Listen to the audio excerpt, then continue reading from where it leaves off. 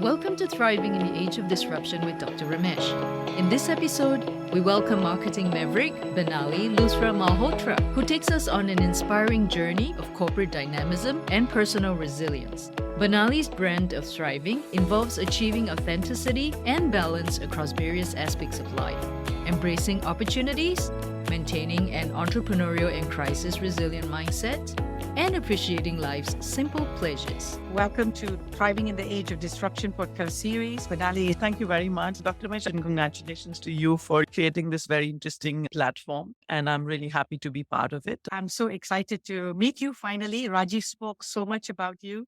I went to grad school with Rajiv in 1991 at Monash in Melbourne. He moved to Dubai. Yes. So a little bit about myself. I'm at probably one of the best phases in life because I think I'm very sure of what I want now.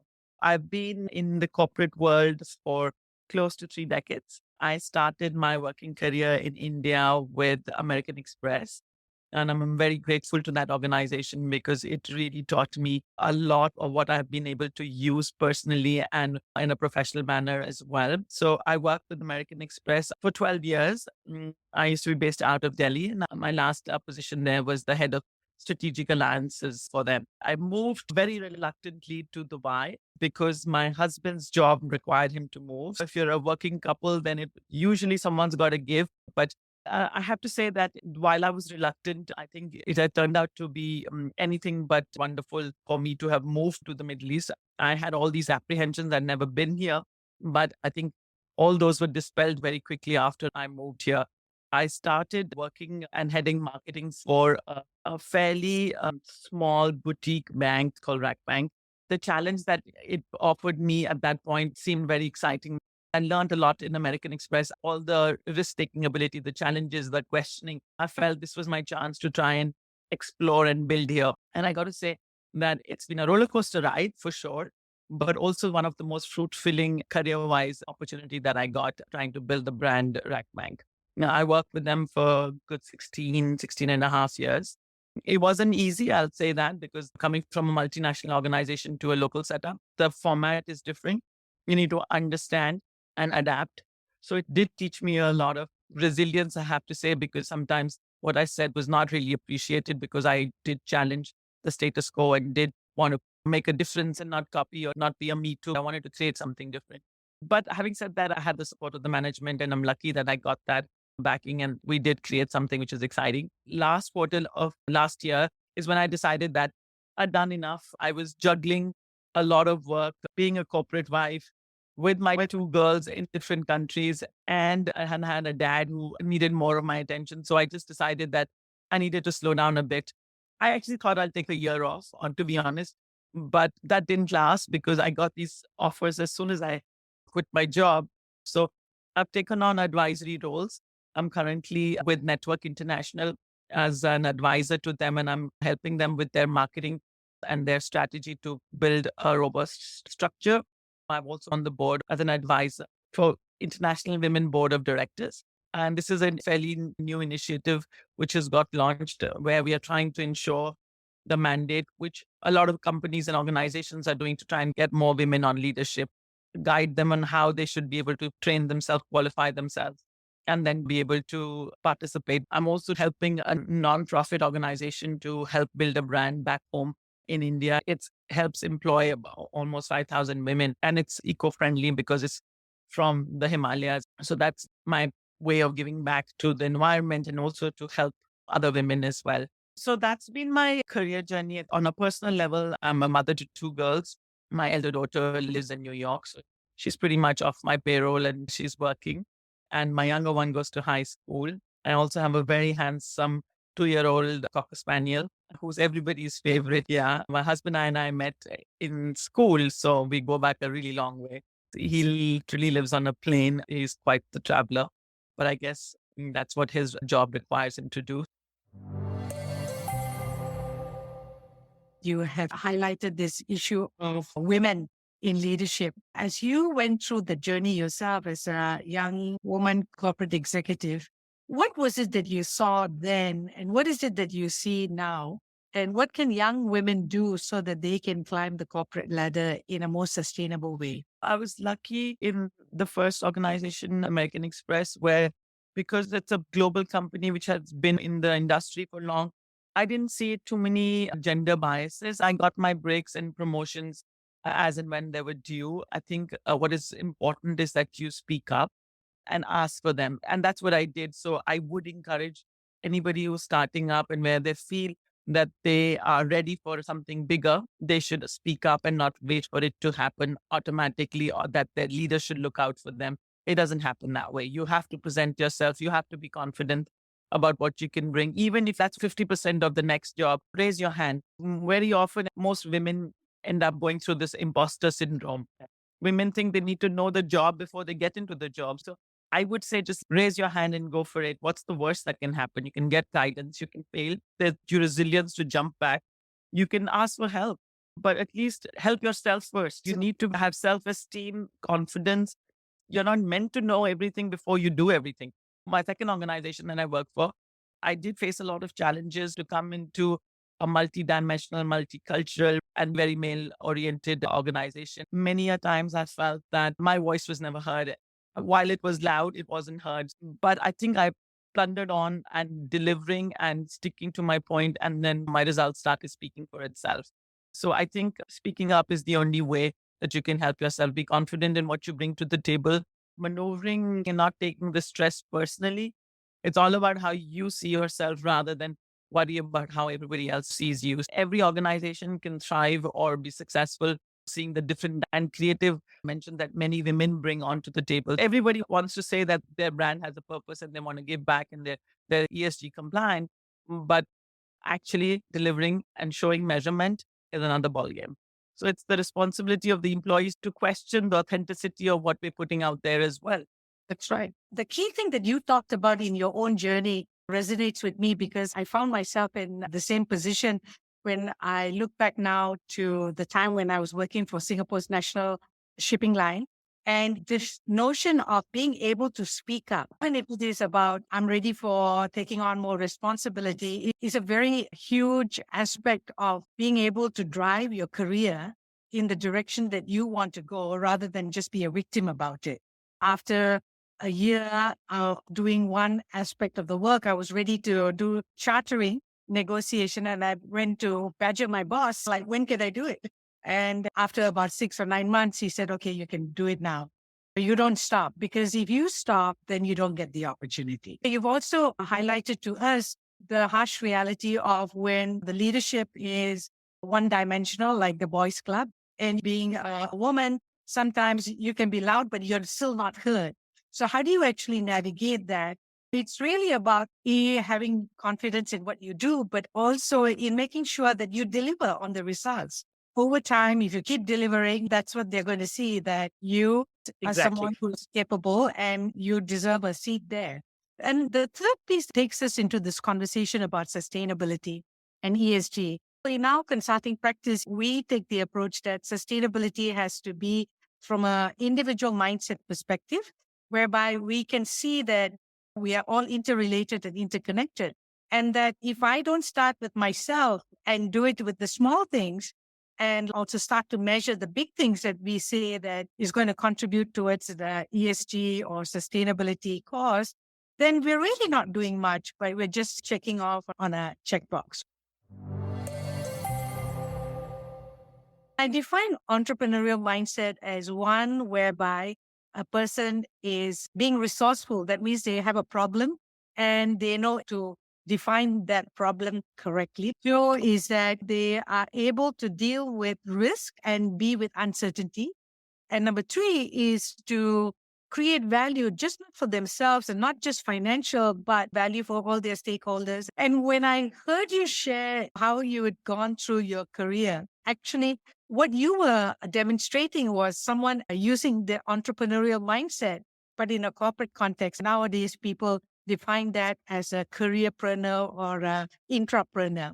When you look back at your career, can you share a little bit more, but from an entrepreneurial mindset perspective? Yeah. So you're right. In that context, there is an entrepreneurial hat that you put on. I think the Okay. first task is that you need to be ready for failure. So while you're ready to take risks, you should be able to see both sides of it. So you want to challenge the status quo, but you should be ready for the kudos and in case it doesn't work for the brickbats as well and not take it personally. And that's a risky business sometimes. So people want to very often not challenge status quo and go with the flow. My opinion was if you go with the flow, you're dead fish. Why would you do that? Why would you not take the opportunity to create something new and disruptive? Because that's what's going to be remembered. And actually, the format that I used within my team as well was that with our marketing campaigns, we were the last entrant into the market. I don't care whether people love us or hate us, they should just not ignore us. And that's literally the line that if we are creating something, people will have opinions. As long as that gives something and there's brand recall, love us or hate us, but don't ignore us was the bottom line that I evaluated everything that we delivered with it. Yeah. And that's how it worked. A lot of people liked what we did because it was different, it was disruptive, it was risky, it was refreshing, it wasn't a me too. A lot of people questioned it, saying, is it app? Is it not? Doesn't matter. It was topic of discussion in even social gatherings. So I just felt that you have to take that risk. If you are one of the last entrants, we were the 45th bank to launch retail side of it. So you can't just do the same thing because otherwise banking can get pretty boring, right? Everybody needs it's a functional thing. How do you make a difference? You can't talk about interest rates all the time. Everybody has the same set of products. How you deliver your message is very important. We, in fact, even coined these 4 C's about our communication platform. And these are not the conventional 4 C's. These are the C's that how we measured, how we communicated, that it should be cheeky, it should be confident, it should be combative, and it should be clear and simple. So people understand what you're saying. We use sense of humor a lot in our campaigns, which is not something that was happening in this part of the world at all. Humor or competitive advertising was not something that was even seen at all. We took those were risky things to get into. It's not that we were the first ever. It was happening in different parts of the world, which are way more evolved. But in the Middle East, combative advertising or anything with a bit of a humor or something which is made you smile or cheeky was not the norm. You made me excited about what you did with the bank. You sold me on that whole concept of that 4C communication. The problem statement or the thesis is very important. Although you have simplified it in terms of you were the 46th or 47th bank to come into the marketplace, right? Yeah. And how much can you keep talking about interest rate? So then you had to create positioning a brand strategy which was going to catch people's eye. And that fundamental, very simple, you don't have to love us, you don't have to hate us, but just don't ignore us. So we did push that envelope. And we actually tried to create a creative which was completely disruptive. It was very scary, I have to say, because it could go anyway. Because while the management was backing us, you can't control the external environment. You can't control the journalists. You can't control if you end up offending people on the basis of culture. So I was scared, I have to say that. But we took the plunge and I'm grateful that the organization backed me and we launched. Yeah, I did get these brickbats about how could you do this? How it's not culturally sensitive. Till we said it wasn't being disrespectful. It was also showing that there is humor in how you convey a message. And actually, then the momentum started building on that community actually loving it. And we won many awards for it as well. But it was a risky line to go down. It paid off. It could have terribly gone wrong, but it didn't. I feel that at least we tried. We changed the narrative. We changed the way they typically box how Islamic products should be offered. Very stereotype, very rigid, very conservative. Yes. So we took that on, and I feel really happy and proud that we took a punt and it worked.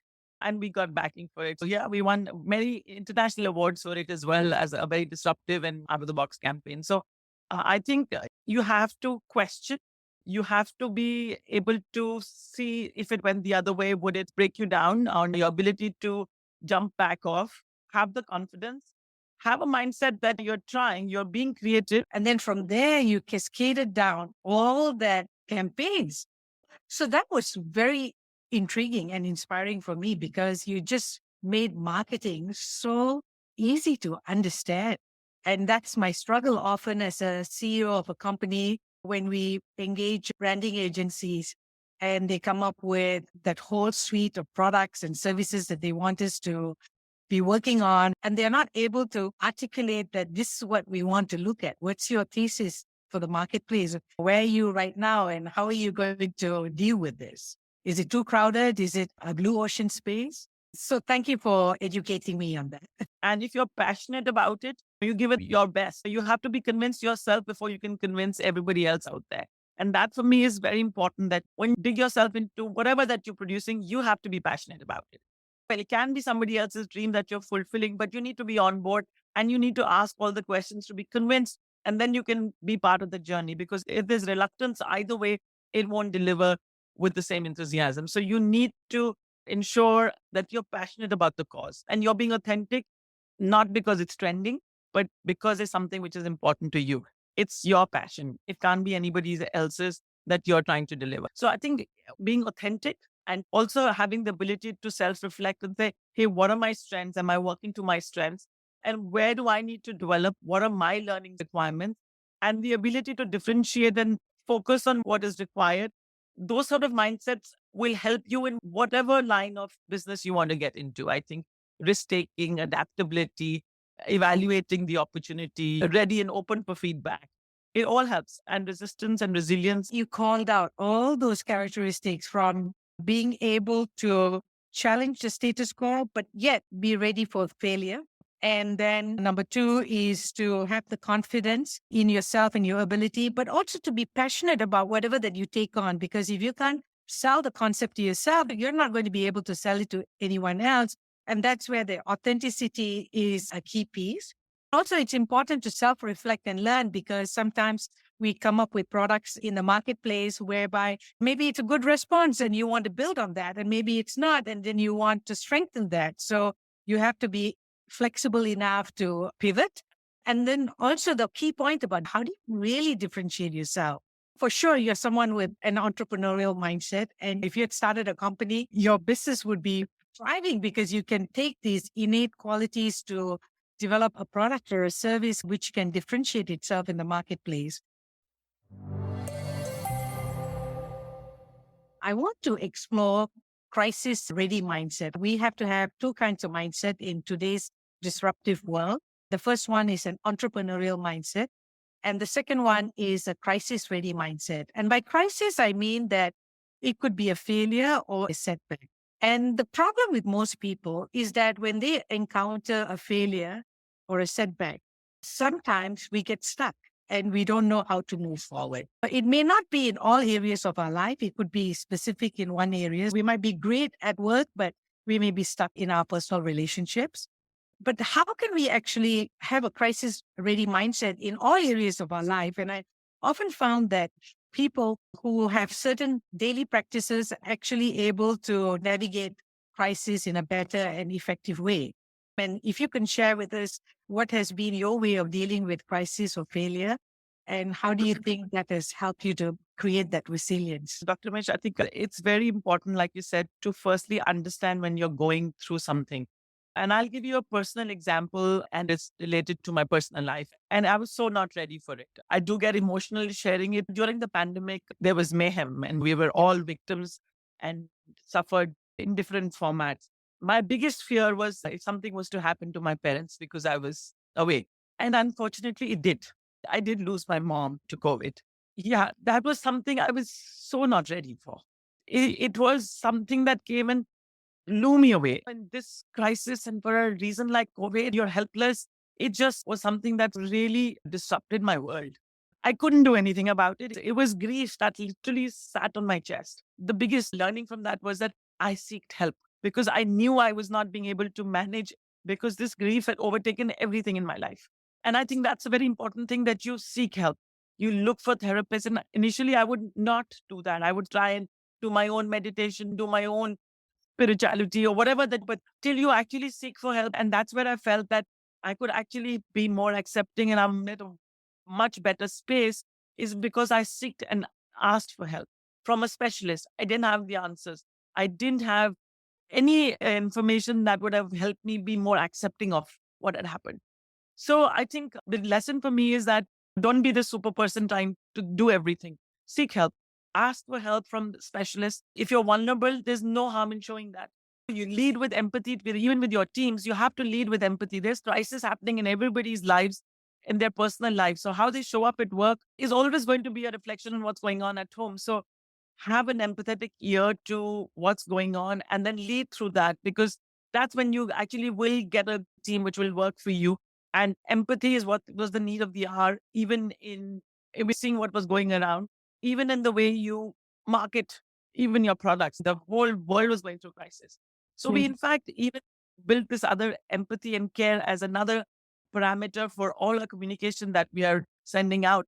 Cannot be a sales driven or a market driven communication. So I'm just saying that if you're real and authentic on what's going on and what you're feeling, and if you bring that out, people appreciate that. People appreciate the vulnerability. Your team appreciates that. And then you are at a better space because you're being authentic. So for me, this whole thing about reaching and asking for help if you're stuck is so important. It's so important to speak up and have that self-realization that you're not doing well.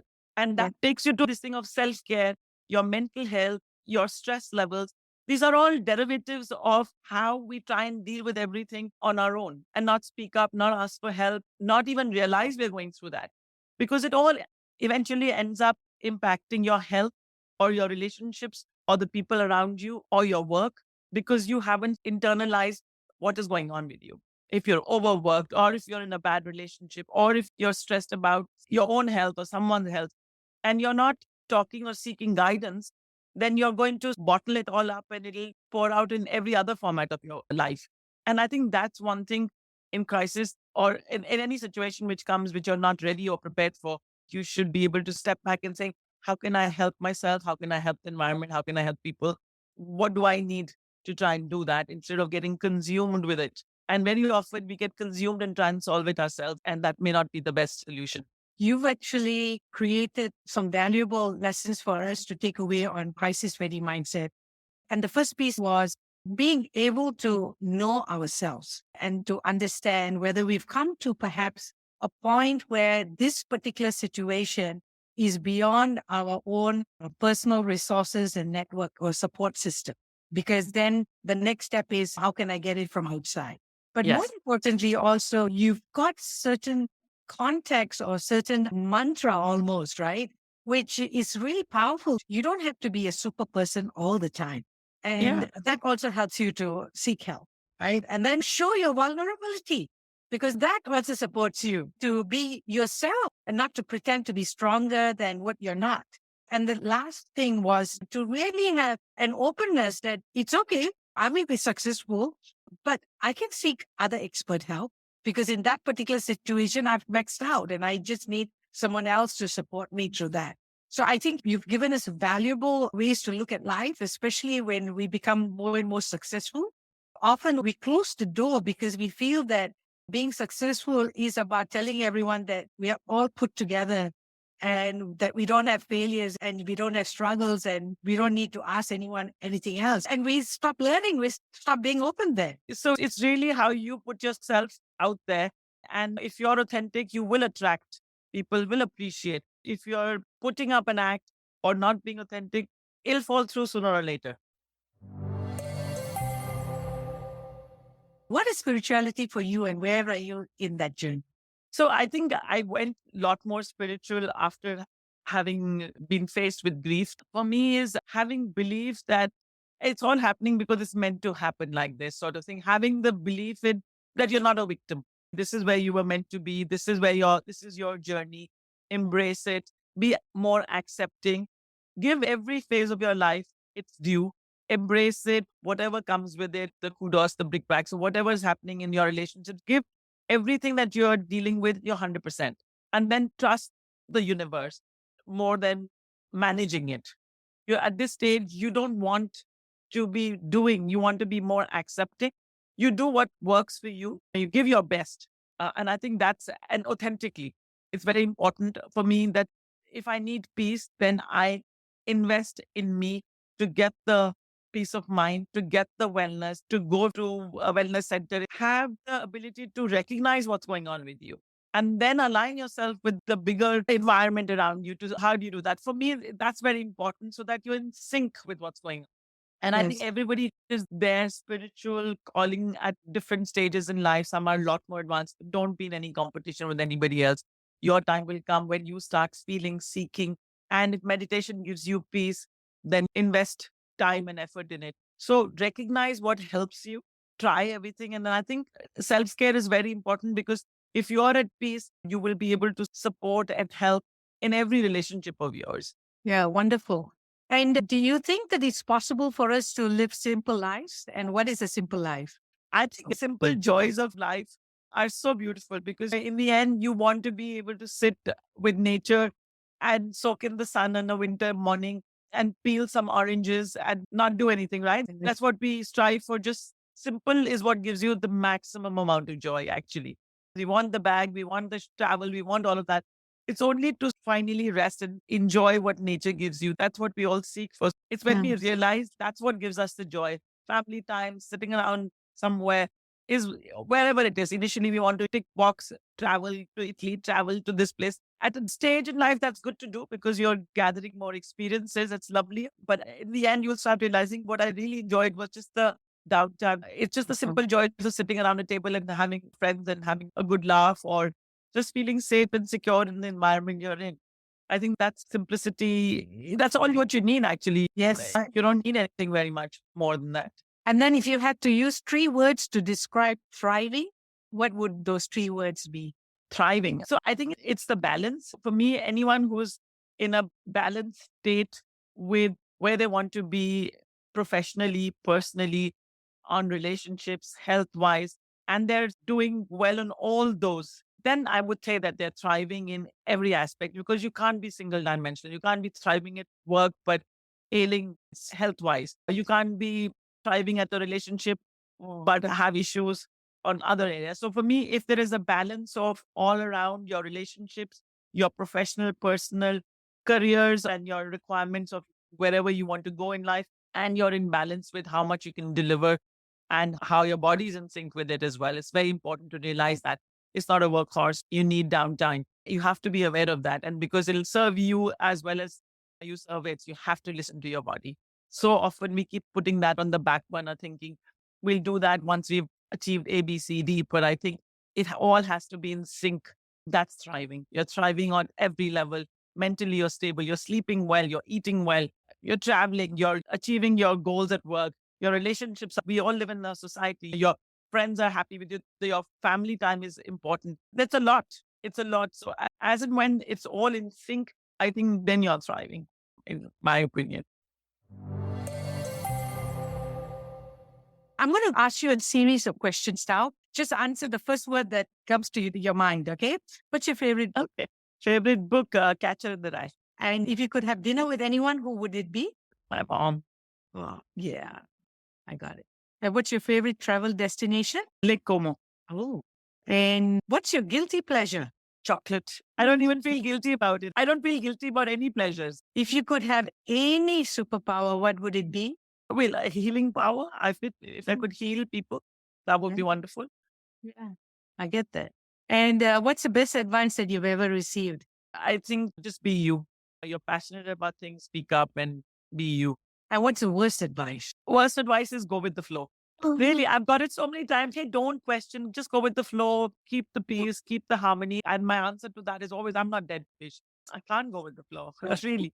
And I'm not wanting to be disruptive for the reason, but I need to understand the direction of the flow to understand if I want to swim upwards or downwards. I just can't go with the flow. You have to have an inquisitive mind. You have to be curious about what's happening. You have to ask questions. You may align and still go with the flow, but you need to know why you're going to what flow.